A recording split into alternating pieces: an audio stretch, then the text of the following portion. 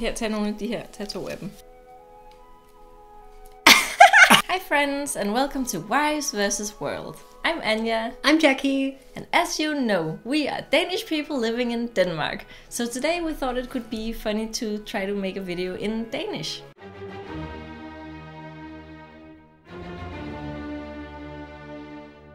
Hej venner, og velkommen til Koner mod Verden. Jeg hedder Anja. Jeg hedder Jackie. Og i dag snakker vi på dansk, fordi der er flere, der har givet udtryk for, at de synes, det kunne være meget sjovt at høre os snakke på dansk. Og i den forbindelse vil vi gerne lige sætte et par ord på, hvorfor det er, vi vælger at lave vores videoer, og generelt det, vi laver på engelsk. For det første er Danmark et meget lille land med omkring 6 millioner indbyggere, og de snakker primært dansk. Men når man så laver niche-content, som det vi laver, så bliver ens publikum meget hurtigt meget lille. Så for ligesom at prøve at arbejde lidt imod det, eller arbejde med, hvad vi har, så vil vi hellere prøve at nå så mange som muligt, og det gør os så bedst, at vi snakker på engelsk.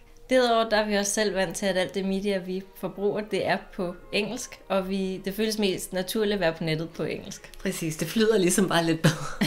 Altså man kan sige, at i Danmark der er vi forholdsvis gode til at snakke engelsk, og det skyldes, at vi begynder at snakke engelsk i skolen ret tidligt. Vi er begyndt i 4. klasse eller sådan et eller andet, men vi er også nogle gamle røvhuller.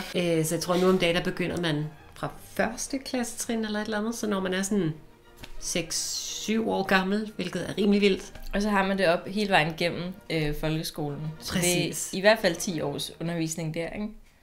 Jo. Og så har man så også som regel gennem gymnasiet.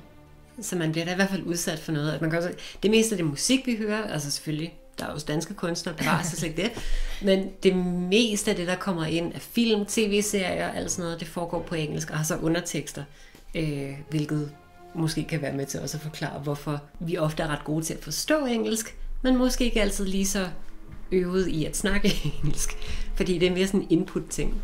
Igen, Danmark er et lille land, så generelt er vi nødt til at fokusere os på at være ret internationalt minded. Og det betyder også, at der er rigtig meget af vores universitetsuddannelser, der er på dansk. For eksempel så hele Jackies universitetsuddannelse, både bachelor og master, var på engelsk. Og på japansk, ja. Skal jeg lige hilse at sige. Ja, så både alt samtale i skolen, og opgaver og tekstmateriale, alting var på engelsk. Og sådan er det for rigtig mange. Min bachelor var på dansk, men alt undervisningsmateriale, vi havde, var på engelsk. Fordi der bliver ikke lavet den type tekstmateriale på dansk. Nej, til så få mennesker. Ja, og den kandidat, jeg tog, den var så på engelsk, så igen alt samtaler, tekstmateriale og opgaveskrivning var alt sammen på engelsk. Mm. Men altså, vi tænkte, det kunne være sjovt for folk, der ikke nødvendigvis snakker dansk eller forstår dansk, og bare høre, hvordan det lyder, når vi snakker det, fordi vi snakker det på en anden måde, end vi snakker engelsk. Mm-hmm. Man kan sige, at tonaliteten er forskellig, rytmen er forskellig. Dansk har en tendens til at blive relativt flat, og måske bare lyde her omkring.